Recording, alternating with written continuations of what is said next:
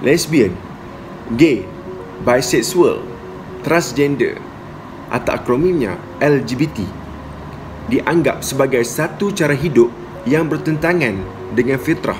Allah Subhanahu Wa Taala telah menciptakan fitrah, iaitu lelaki berpasangan dengan wanita. Begitu juga dengan haiwan dan binatang. Jantan itu pasangannya adalah betina. Mereka yang melanggar fitrah ini dianggap tidak menerima ciptaan Allah dan menyeleweng daripada kejadian yang asal. Isu keseruan seksual dan jantina yang merujuk kepada komuniti LGBT ini bukan merupakan isu yang baru, kerana telah berlaku pada zaman Nabi Lut, sebagaimana firman Allah pada ayat 80 hingga 84 dalam surah Al-A'raf yang bermaksud,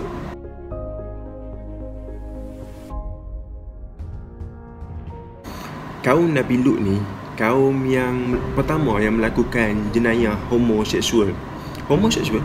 Laki beringinan dengan laki, perempuan beringinan dengan perempuan, laki beringinan dengan laki dan perempuan melakukan seks bebas dengan laki dan perempuan. Lalu Allah pun memutuskan Nabi Lut untuk berdakwah kepada kaumnya lah, untuk mengajak menyembah hanya Allah Subhanahu Wa Taala dan meninggalkan apa yang Allah larang. Tapi usaha Nabi Lut, dakwah Nabi Lut ni, kaum dia tidak mengendahkan apa-apa pun. Setelah berulang-ulang kali Nabi Lut pergi berdakwah, pergi menasihati, mengajak melakukan kebaikan, meninggalkan larangan Allah, perbuatan keji itu, mereka tidak mengendahkannya.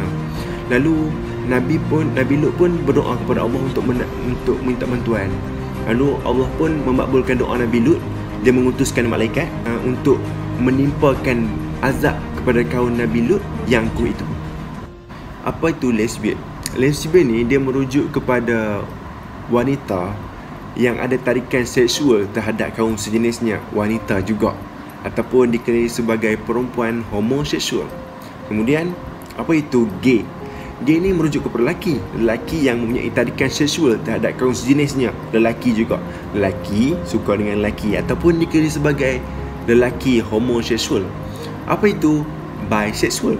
Bisexual pula seseorang yang cenderung kepada hubungan seks dengan lelaki dan perempuan. Sebagai contoh, perempuan yang cenderung seks dia kepada perempuan dan masa yang sama dia boleh je buat seks dengan lelaki. Itu bisexual. Dan terakhir apa itu transseksual ataupun transgender. Transgender ni seorang lelaki ataupun perempuan yang dia ada perasaan ataupun dia nak berketerampilan sebagai anggota jantina yang lain. Satu lagi itulah, contohkan dia perempuan, dia ada keinginan nak berketerampilan seperti lelaki. Kalau lelaki pula nak jadi perempuan, macam tu.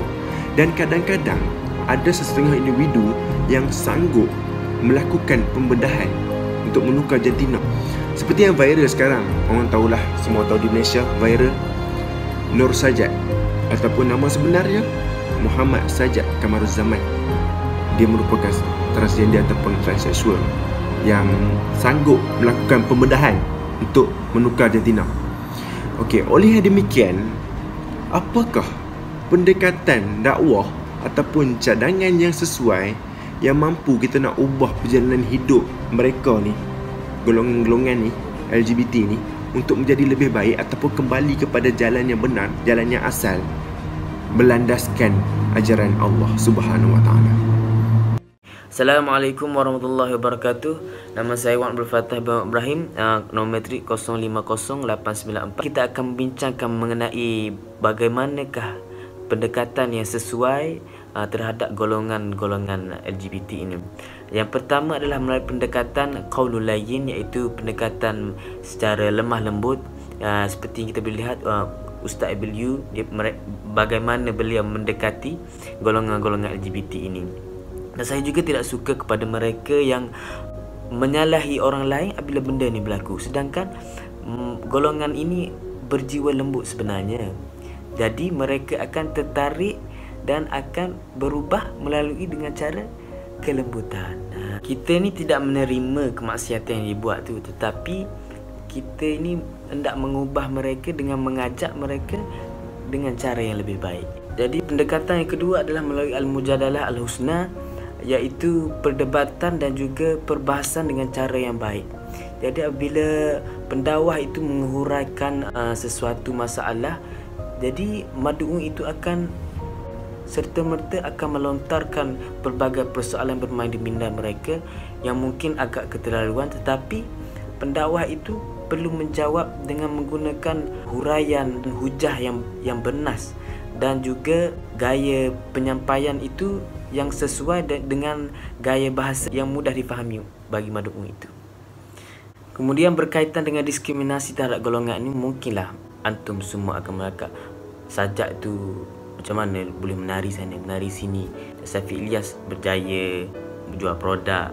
Tapi sebenarnya mereka adalah golongan yang dikatakan telah sukses dalam bidang perniagaan. Tapi dari sisi yang lain, ada di antara golongan ini susah untuk mendapatkan kerja disebabkan oleh fizikal mereka sendiri. Dan juga diskriminasi mengenai golongan ini tidak membuat loan untuk membuat rumah dan sebagainya. Dan pegawai itu mungkin ada hujah mereka sendiri menganggap mereka itu akan bersekongkol dengan kaum Nabi Lut yang dilaknat oleh Allah Subhanahu Wa Taala. Tapi mereka juga adalah manusia biasa seperti kita.